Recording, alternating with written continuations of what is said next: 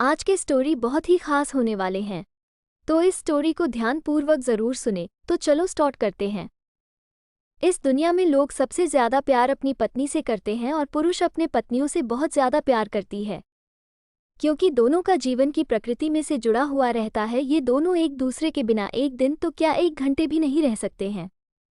ऐसे में पति पत्नी की प्यार की कहानियाँ हम सभी को सुनना ही चाहिए, क्योंकि कभी ना कभी तो हम लोग पति पत्नी तो बनेंगे। ऐसे में हस्बैंड वाइफ लव स्टोरी हम सभी के जीवन में एक सकारात्मक सोच के साथ अच्छी पहल करने की जिम्मेदारी को आगे बढ़ाएगी। देव नाम का व्यक्ति की शादी अरेंज मैरिज के तौर पर शालिनी से हुआ था। दोनों की शादी अरेंज मैरिज होने के कारण वे दोनों एक दूसरे को पहले से नहीं जानते थे। शादी के बाद दोनों एक दूसरे को जानने पहुंचाने का काम चालू हुआ। कुछ ही दिनों में दोनों एक दूसरे को अच्छी तरह से जल्दी पहचानने लगे थे। जब दोनों में अच्छी तरह से पहचान हुआ, दोनों एक दूसरे को समझने लगे थे, तो देव को लग रहा था कि उसे एक बेहतर ही पत्नी मिली है, क्योंकि उसे पूरी तरह से समझने के बाद उसे समझ में आ गया था कि लव मैरिज करना कोई ज़रूरी नहीं है, अरेंज मैरिज में भी अच्छी पत्नी मिल जाती है। दोनों की नई नई शादी हुई थी, इसी कारण से दोनों एक दूसरे को अच्छी तरह से समय देते थे। उसके बाद दोनों एक दूसरे के काम में हाथ बटाया करते थे। पति पत्नी दोनों में खूब ज़्यादा प्यार होने लगा था। अब उसकी पत्नी भी देव को समझ गया था और उसे किसी भी प्रकार का कोई काम या किसी प्रकार की कोई सामान ज़रूरत पड़ने से पहले ही उसकी पत्नी उसी के सामने हाजिर कर देते थे। एक दिन देव अपने दोस्त को सूरज को अपने घर दावत पर बुलाया था। देव और शालिनी के प्यार देखकर सूरज बोल उठाकर, तुमने तो अरेंज मैरिज की है, लेकिन तुम्हारी पत्नी बहुत अच्छी है, तुम्हारा बहुत ज़्यादा ख्याल रखती है और तुम दोनों भी अच्छी तरह से अपना काम कर रहे हो। तुम्हारी पत्नी तो बहुत ज़्यादा खूबसूरत है और हर काम में तुम्हारा बहुत ज़्यादा ध्यान रखती है। तुम बहुत ज़्यादा खुशकिस्मत होगी, तुम्हें अरेंज मैरिज होने के बावजूद भी तुम्हें इतनी अच्छी पत्नी मिली है। एक दिन देव अपनी पत्नी से कहता है कि तुम जाकर तैयार हो जाओ, हम लोग कहीं घूमने जाने वाले हैं। हम लोगों को शादी की होगी, इतना दिन हो गया है और बहुत सारे काम होने के कारण हमें टाइम भी नहीं मिला है घूमने के लिए।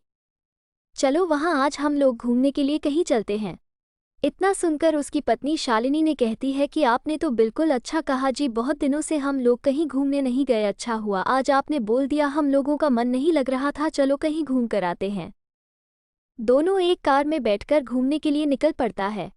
रास्ते में जब हाईवे पर गाड़ी जाती है तो उसे एक बड़ी गाड़ी में टक्कर होने के कारण दोनों दुर्घटनाग्रस्त हो जाते हैं। देव को जब हो जाता है तो वह हॉस्पिटल में था। जैसे ही होश में जाता है वह अपनी पत्नी को ढूंढने लगता है। तभी को अपनी पत्नी को ढूंढते ढूंढते दूसरे कमरे में चली जाती है, जहां वह देखती है कि उसके सर अथवा पैर में तो दोपहर में बहुत ज़्यादा चोट आई है। देव घबराकर डॉक्टर से पूछता है कि मेरी पत्नी की तबीयत ठीक तो है, क्या वह सही हो जाएगी ना? तभी डॉक्टर कहता है कि तुम्हारी पत्नी की पैर की नसों में ज़्यादा खून निकलने के कारण पैर को काटना पड़ा है, वह नहीं चल सकती है। इतना सुनते ही शालिनी की आंखों में आंसू आ जाता है और कहता है कि मैं तो आपके ऊपर अब बोझ बन गया हूँ। उसके बाद देव कहता है कि ऐसा कोई बात नहीं है, इतने दिनों से तुमने मेरा ख्याल रखा था, अब मेरा फर्ज बनता है कि मैं भी तुम्हारा ख्याल रखूंगा। अब दोनों साथ मिलकर अपने घर की तरफ रवाना हुआ। घर जाकर दोनों एक दूसरे के बिना ना रहने की कसम खाई थी। फिर उसके बाद फिर वो अपनी जॉब को छोड़कर घर से ही वर्क टू होम मतलब के वर्क फ्रॉम होम किया करता था।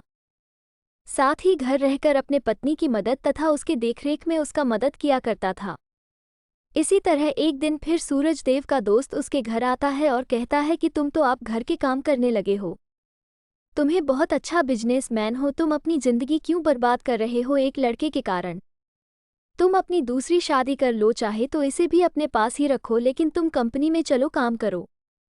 इसके बाद देव कहता है कि मेरी पत्नी से बढ़कर मेरी जिंदगी में कुछ भी नहीं है, मैं उसकी देखभाल हमेशा करूंगा और करता ही रहूंगा, क्योंकि हमेशा से ही मुझसे प्रेम करती थी और हमेशा से ही हम लोग पति पत्नी आपस में प्रेम करते रहेंगे।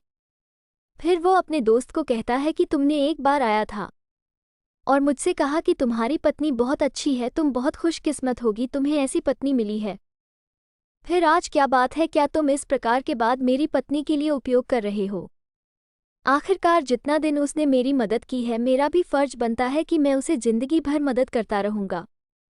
इतना सुनते ही पीछे से उसकी पत्नी भगवान से प्रार्थना करती रहती है कि भगवान आपने मुझे इतना अच्छा पति दिया है कि मैं इसका शुक्रिया कैसे अदा करूंगी।